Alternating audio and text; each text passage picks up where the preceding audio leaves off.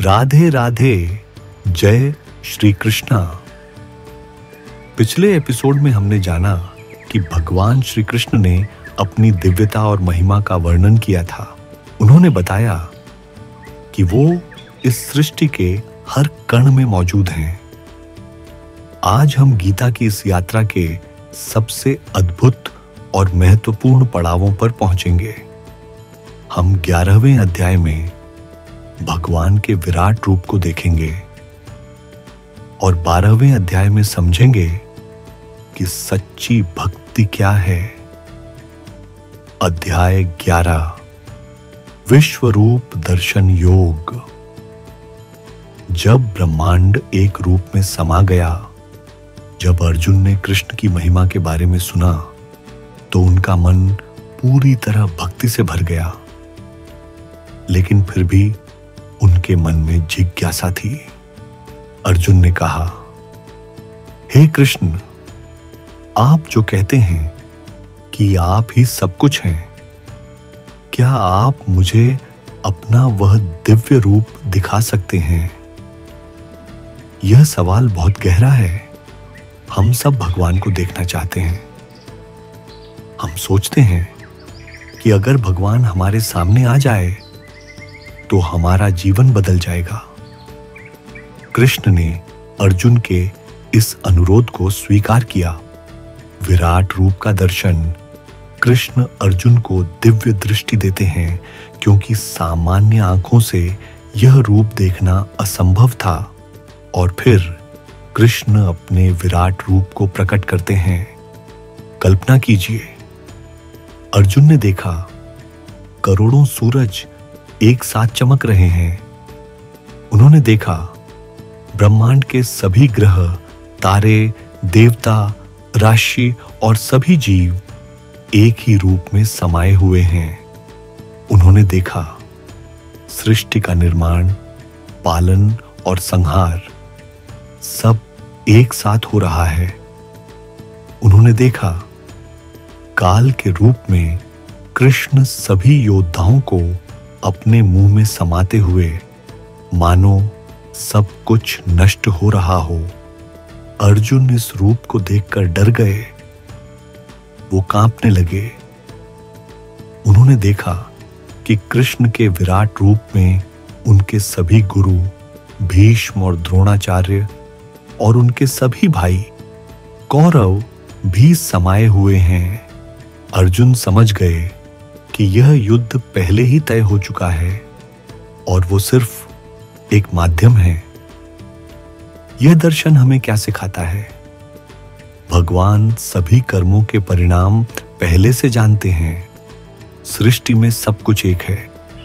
कर्म का महत्व।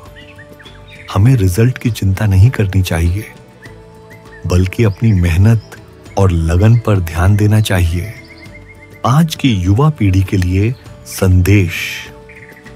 हम अपने जीवन में बहुत सारे विकल्पों को लेकर परेशान रहते हैं।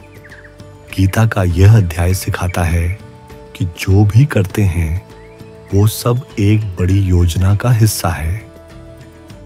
हमें अपनी जिम्मेदारी निभानी चाहिए और अपने कर्म पर ध्यान देना चाहिए।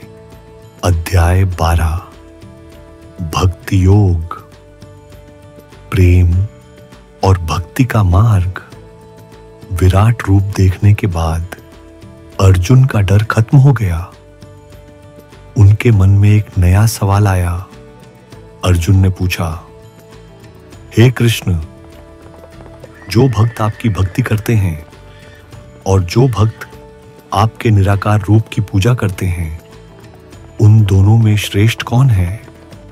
कृष्ण मुस्कुराते हैं और कहते हैं, जो भक्त मुझ पर अपना मन स्थिर करके पूरी श्रद्धा के साथ मेरी पूजा करते हैं, वे मुझे सबसे अधिक प्रिय हैं।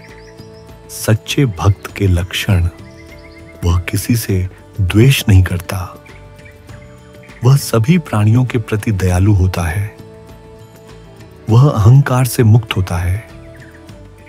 वह सुख और दुख में समान रहता है। वह सभी कार्यों को भगवान को अर्पित करता है। मतलब क्या है? भक्ति भक्ति सिर्फ पूजा पाठ तक सीमित नहीं है। सच्ची भक्ति का मतलब है अपने स्वभाव को बदलना, अपने मन को शांत करना और हर जीव के प्रति प्रेम और दया रखना। आज की युवा पीढ़ी के लिए संदेश: सच्ची भक्ति का मार्ग नफरत या जलन का नहीं, बल्कि प्रेम और दया का है।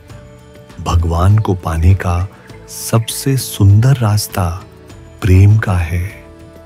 जब आप किसी की मदद करते हैं, मुस्कुराते हैं, माता पिता का सम्मान करते हैं, तो आप सच्ची भक्ति कर रहे होते हैं। महाराज जी, तो मेरे प्यारे दोस्तों, गीता का 11वां और 12वां अध्याय हमें सिखाता है कि भगवान बहुत बड़े हैं, वो पूरे ब्रह्मांड में समाये हुए हैं, लेकिन उन्हें पाने का सबसे सरल तरीका प्रेम और भक्ति है। हमें अपने जीवन में अच्छे कर्म करने चाहिए और हर जीव के प्रति प्रेम और दया का भाव रखना चाहिए। राधे राधे, जय श्री कृष्णा। नेक्स्ट एपिसोड में हम आपको अध्याय 13 और 14 पर बताएंगे, जहां हम जानेंगे कि हम प्रकृति और गुणों से कैसे मुक्त हो सकते हैं। हमारे साथ जुड़े रहिए। आस्थावाणी चैनल को सब्सक्राइब करें और बेल आइकॉन दबाना न भूलें। जय श्री कृष्णा।